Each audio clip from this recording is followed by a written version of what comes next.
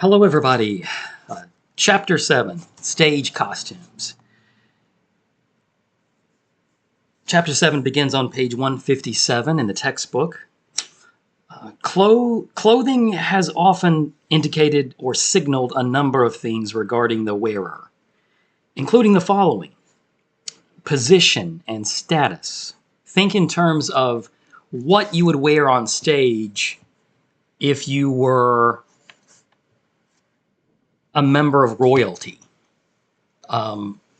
versus what the costume would look like if you were among the peasants in the nearby village. Okay, so position and status. Also, the costume could indicate occupation. Nurses, medical doctors, firefighters, police officers, etc. The clothing we wear often signals our professional status in the workforce. So position and status, occupation, also relative flamboyance or modesty. So what does the textbook mean by that? Well, think about it like this. You're doing a period piece like Tartuffe, something by Moliere, and there are always characters in those plays that are very flamboyant. They're larger than life, and their costumes are going to reflect that. Or modesty. I said flamboyance or modesty. So, think in terms of the way a woman might dress, an older woman, a senior citizen, let's say, that today that is very modest and conservative, the way she might dress, when she goes to church on a Sunday, versus someone who doesn't have that type of modesty, let's say, and they are more flamboyant, which could be someone younger. Doesn't have to be much younger, but it could be someone that's younger. So their dress, their clothing is more flamboyant. So see, I think you're getting the idea. You're getting the hang of this now. So position and status, occupation, flamboyance or modesty, and what else? A degree of independence. A degree of independence. Also, whether one is dressed for work or for leisure, or dressed for a routine event, or for a special occasion. Now, a routine event, that could be going to a ball game. You're going to see your nephew play basketball. So what are you going to wear to the arena? Sneakers, blue jeans, maybe a t-shirt or a hoodie. It's a routine event, right? You're wearing street clothes, as we say. So a routine event, or I mentioned special occasion. Now, that's different. You're now going to your nephew's wedding, or a wedding reception, or wedding reception as well. So you're going to dress up. You're going to wear your Sunday's best. So, repeating myself, I think you're getting the idea that clothing often indicates or signals a number of things regarding the person that's wearing it. As soon as we get what clothing people are wearing, as soon as we see what clothing people are wearing, we receive visual messages about those people. We begin to form impressions about those people. And we've always done this. Remember, theater is about human beings, and this is something that human beings have always done, right? I mentioned earlier I mentioned the old lady in church. So let's say that old lady in church has left church for the day, and she's going downtown. She's going to go to a restaurant and eat, and she sees a young lady that's dressed in a provocative way, right? Now, what's she going to say? What's she going to think about that young lady dressed in a more provocative way? Whether it's fair judgment or not, that's not what I'm talking about. I'm talking about human nature. So we do form impressions about people. If I were your medical doctor and you're meeting me for the first time, right? You've never been to see me and you've made an appointment and you're in the waiting room and I come in and I'm not wearing nice slacks, maybe a button-up shirt, and that white jacket. And maybe we're going to talk about accessories with costumes, but what else might I have? The stethoscope around my neck, right? If I don't look a certain way, if I'm not wearing that costume that a medical doctor typically wears, that might be odd to you, right? If I walked in as your new primary medical doctor and I'm wearing, jeans with holes in them, old sneakers. I'm wearing a Rolling Stones t-shirt, which is actually what I'm wearing right now, FYI. And you're going to begin to form an impression, form judgments. Wow, why is my doctor, dressed like this, right? But that's odd. It's an oddity, we could say. So clothing and costumes make a very powerful statement.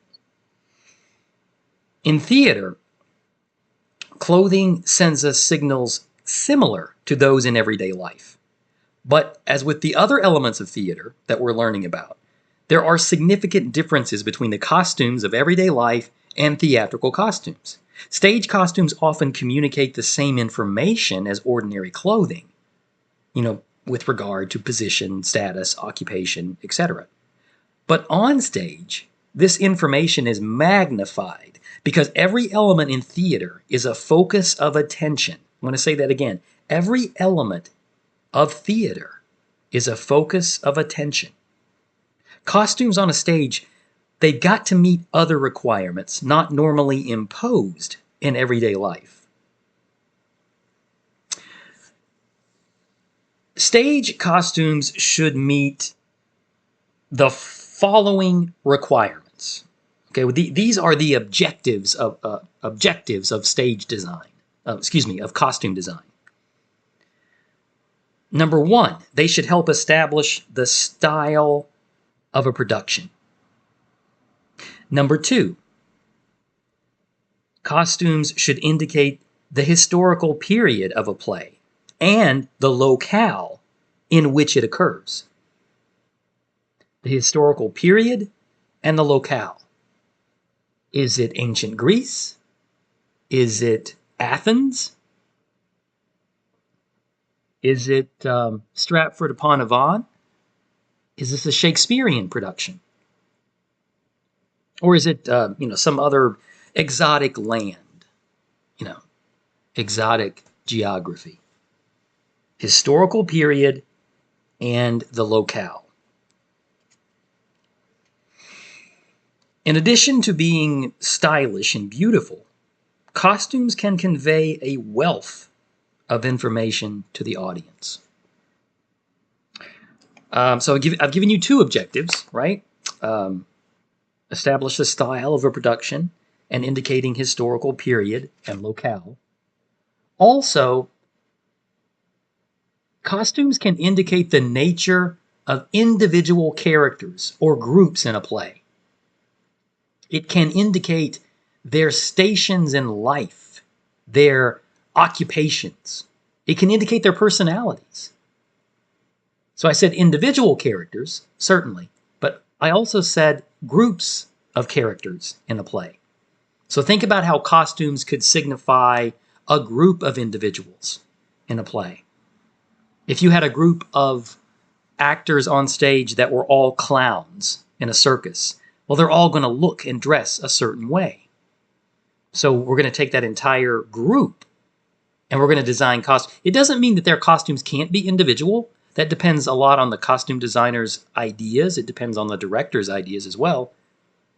So it varies. But the important thing is that costumes indicate the nature of individual characters or groups of characters in a play. Now, if I were going to indicate the individual nature of one character, then I'm going to have that character dressed differently than any other character on stage. And it might be, if the character, male or female, if that character is very flamboyant, if they're extroverted, if they're, let's say they like to party, this is a character that likes to get wild, they like to drink a lot, and that's their character, right, on stage. Think about what kind of costume, what kind of clothing would this character wear versus another character in the play that is more conservative, that might be older and more conservative, and just the complete opposite of the character that I just described.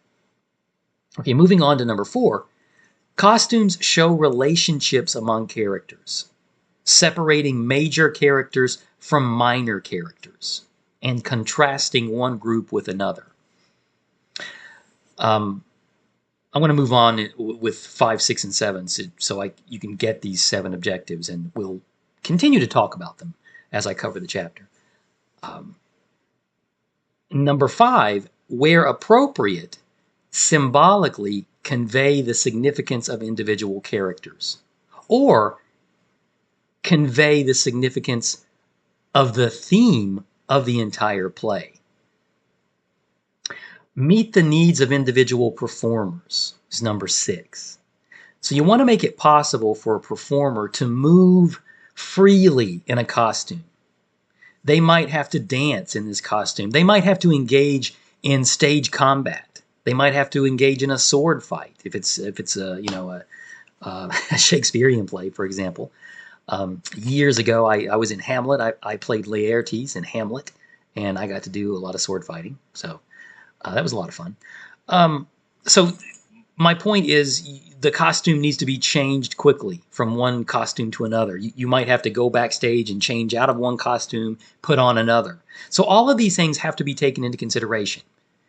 That's what I meant by number 6, meet the needs of individual performers. Number 7, the final objective, is to be consistent with the production as a whole, especially the other visual elements in the play, right? The scenery, the makeup, the lighting. So being consistent with the production as a whole. Don't ever forget that everything really ties, it connects with the directorial concept. That's what's guiding the entire production.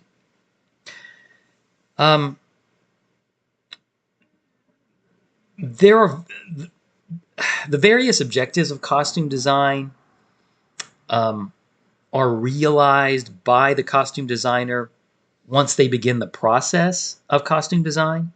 And think about a few things I'm going to mention. Think about how a costume sets tone and style in a production. Just like scenery and lighting, costumes should tell us about the style of a play, setting the tone, setting the style. Remember in chapter 6, I believe I referenced film director Tim Burton. So I think you've all most likely seen Tim Burton's films. So think about how his costumes, just like his scene design and just like the lighting and the sound, how that's going to set the tone and style of a Tim Burton production. In addition to setting tone and style, costumes indicate time and place. Costumes also identify the status and the personality of a character. Just like in everyday life, costumes can tell us whether people are from the aristocracy, or are they from the working class? Are they blue collar? Or are they white collar professionals? And in theater, these signals should usually be clear and unmistakable. Moving on with these objectives, costumes should indicate relationships among characters. Major characters, for example, will be dressed differently from minor characters. The costume designer will distinguish the major characters by dressing them in distinctive colors or dressing them in sharp contrast to the other characters.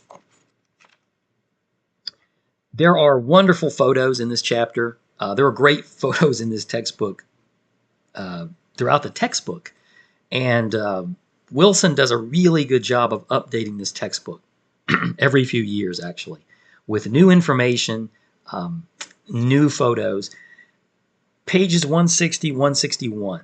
Some great, great costume photos there. Costume designers, they use colors. They use fabric. They use intricate cuts and shapes of cloth. They use accessories. I mentioned that stethoscope earlier around the neck of a medical doctor. Well, your character might have eyeglasses. They might have a walking cane. They might have a fanny pack. I don't know. So accessories are very important to the overall concept of designing costumes. On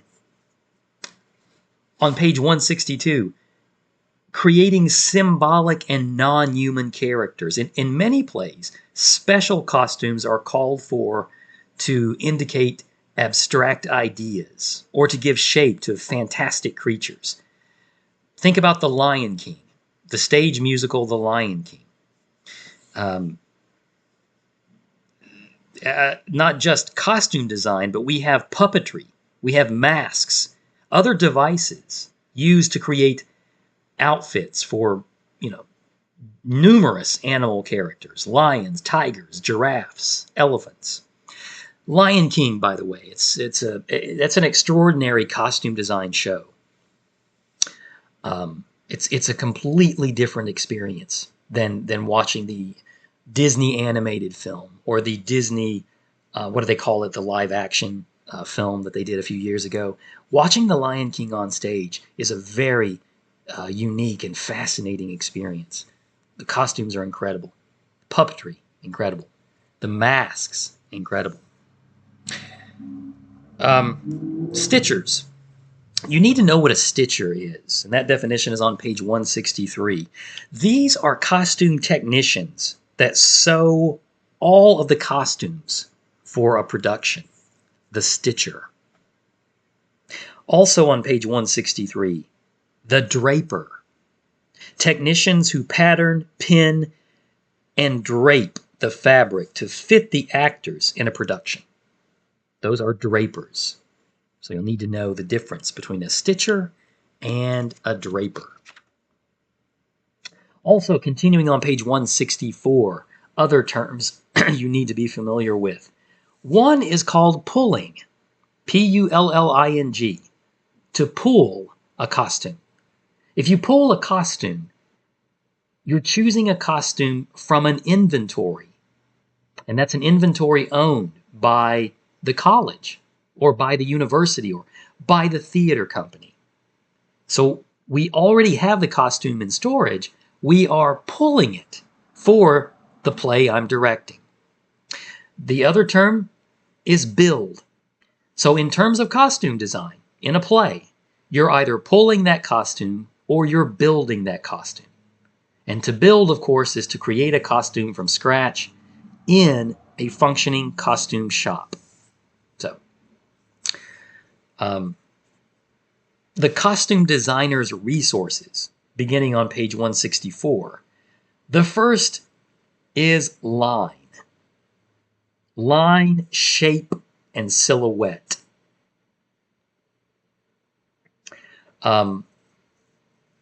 Do the lines of an outfit flow, or are they sharp? Are the lines jagged? Does the clothing follow the lines of the body, or is there some element of exaggeration, such as shoulder pads or a bustle at the back of the dress? The outline or silhouette of the costume has always been significant. There is a strong visual contrast, for instance, between the line of an Egyptian garment for a woman flowing smoothly from shoulder to floor and that of an empire gown of the early 19th century in Europe, which features a horizontal line high above the waist, just below the breasts, with a line flowing from below the bosom to the feet. So costume design can be very intricate. Color. A second important resource for costume designers is color. Fabric. A third tool of the costume designer. Now, in one sense, this is the costume designer's medium. It's in the fabric that silhouette and color are displayed. Just as important as those qualities are the texture and bulk of the fabric. Is the fabric, does it have a reflective quality? Does it have a sheen that reflects light? Or is it rough, so it absorbs the light? How does it drape on the person that's wearing it? Does it fall lightly to the floor? Or does it hide their physical features, right? Does it fall lightly to the floor and outline physical features, or does it hide? Or does it hide their features, is what I'm trying to say. Does the fabric wrinkle, or is it smooth? What about ornamentation and trim? Fringe, lace, ruffles, feathers, beads. All of these add to the attractiveness and the individuality of a costume.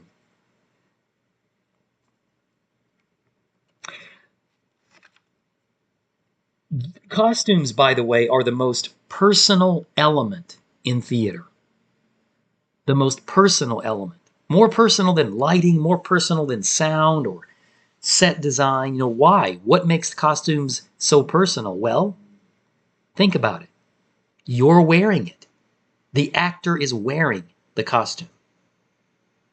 Makeup is discussed on page 168, 169, and makeup often is thrown in with costume design. In professional productions or large university productions, you generally are going to have someone in charge of makeup that's separate from your costume crew, but makeup is often put in with costume design. It's in the same department, I should say. Makeup, hair, wigs. Makeup is often essential because of the age of a character that differs from that of the performer. If you're a 25-year-old actor and you're supposed to be playing a 50-year-old on stage, there's going to have to be some makeup adjustments, right? So, and also we apply makeup for fantastic or non-realistic characters. You're going to be a monster or something like that. Just to think about Frankenstein on stage. This is a really good play. The most recent version of Frankenstein. I digress.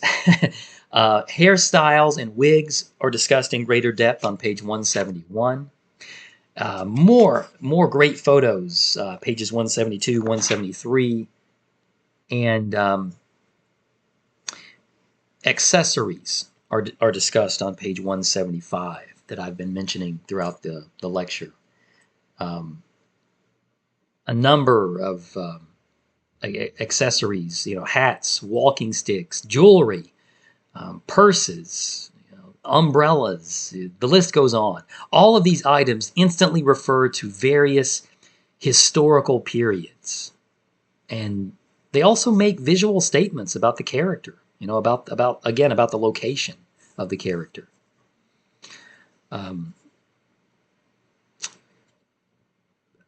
Every major costume shop is going to have a technician who specializes in props and making accessories and props for characters, for the stage.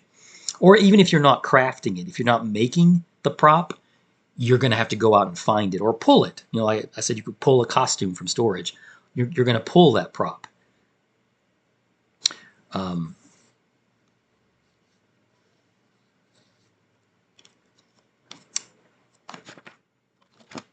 Finishing up the chapter, and please, continue to read the chapters. You It's the best way, really, to study for the exams. If you're listening to my lectures, you can take notes. Um, you've now been through the midterm exam, so you realize that it's all about terminology. As I explained at the beginning of the semester, when you take an introductory class, I firmly believe that you are learning the terminology of that introductory course. You're learning to speak theater. So that's why I put such an emphasis on the terminology in my exams.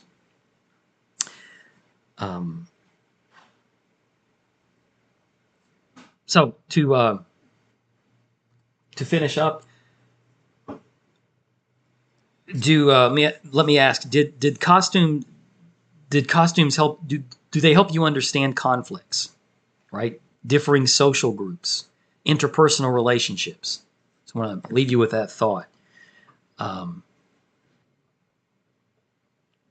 Chapter 8 we will cover next week, and that is lighting and sound. And we're moving toward the end of the semester. If you have any questions, any concerns, do not hesitate to email me. Thank you.